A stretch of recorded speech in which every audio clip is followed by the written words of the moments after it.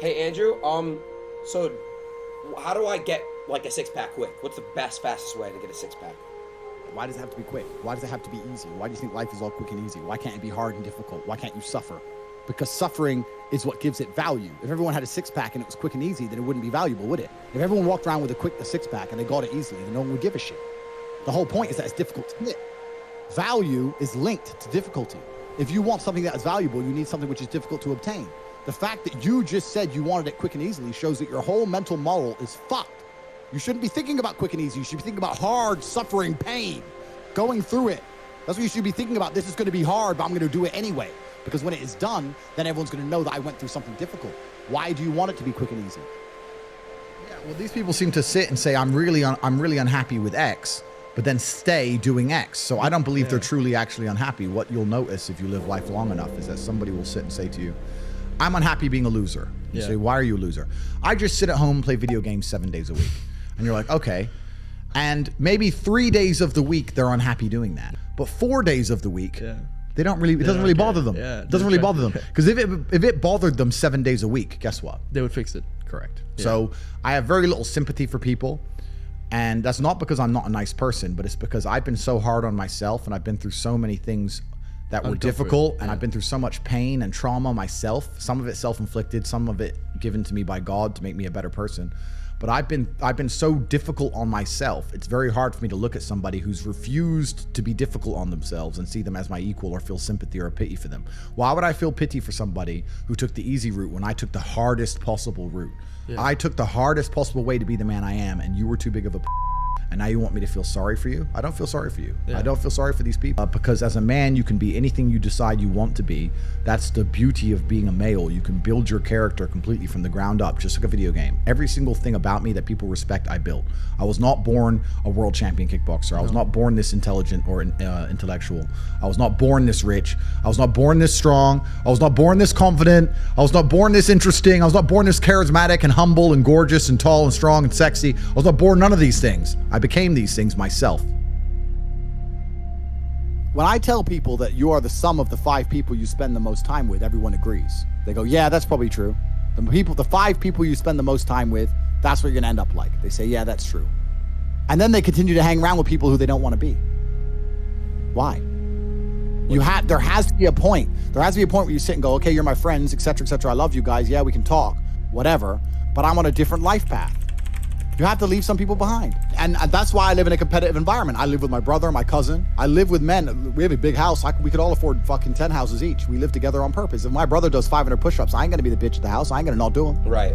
If you were to come hang out with me and you were in a room with me and my 5 friends, you'd feel self-conscious. You're right. You don't feel self-conscious with your friends. If you were to come hang around with me and my crew, you would be self-conscious. And that self-consciousness would motivate you, or they would certainly instill the discipline required for you to change. You don't feel self-conscious amongst your peers. That's why you don't change. If you were to get in a room and you're the only person who ain't a fucking monster, you'd want to become a monster. That's life. That's humanity. We're living in a comfortable world now where people think, oh, it doesn't matter, it doesn't matter. But you know what?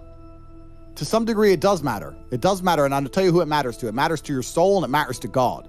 I stand in the mirror with a pure heart. I know I am the best version of me that could possibly ever exist. I know that God is proud of me. There's nothing that God hates more than sloth and laziness. If God were to create a man and that man were to sit around and do fuck all, God will frown upon you. It's why you're never lucky. If you're listening to this and you think I'm never lucky, I'll tell you why, because God dislikes you because you're fucking lazy. Start to work. Start to show God the beauty of his own creations. You'd be amazed how lucky you'll become. Wow. God is unhappy with these people. And inside their hearts, they're unhappy. We talk about depression, anxiety. That comes from self-loathing. You loathe your own weakness. You loathe your own laziness. This is what all of these things are. I don't feel depression. How can I feel depression when I'm the most powerful version of me that I could ever fucking be? How can I feel depression when I could squeeze my own hand hard enough to break my own bones? How can I feel depression when I've smashed and destroyed 68 people's faces in front of me, men who thought they could test me in fair combat? How can I feel depressed? It's impossible. I can't imagine truly wanting to quit something and not being able to quit. I can't imagine it. Like, when I talk to people who say, I want to quit smoking, I say, when? They go, oh, well, soon. Well, that means you don't want to quit. you want to keep smoking for a while and quit later. Like, I could quit cigars today. Like, it wouldn't even plague my mind. Like, if I wanted to quit, I'd quit. I can't imagine a mind frame or a mindset where I want to do something and can't do it, right? Life is hierarchical. There's always going to be kings and there's always going to be peasants.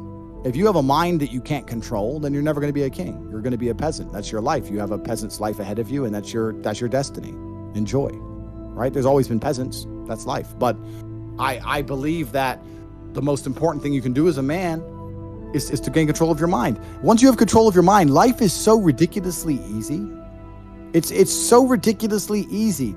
It's so easy to be in. People say to me, Tate, you're in good shape, but all you do is drink vodka and travel the world. You're never even home. You never even have a gym. How do you do it? It's ridiculously easy if you control your mind. If I decide to do 1,000 push-ups, I'll do them. Maybe I have to do them one at a time. Maybe I'll get tired. Maybe I need a break. I'm going to do 1,000 because I said I'm going to do 1,000. It's not fucking hard. Everyone knows what they're supposed to do. Once you control your mind, it's easy, right? Getting over a breakup with that bitch.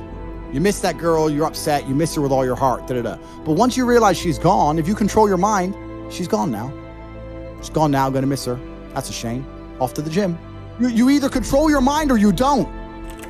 If you cannot control your own mind, then you are just a feather in the wind of life.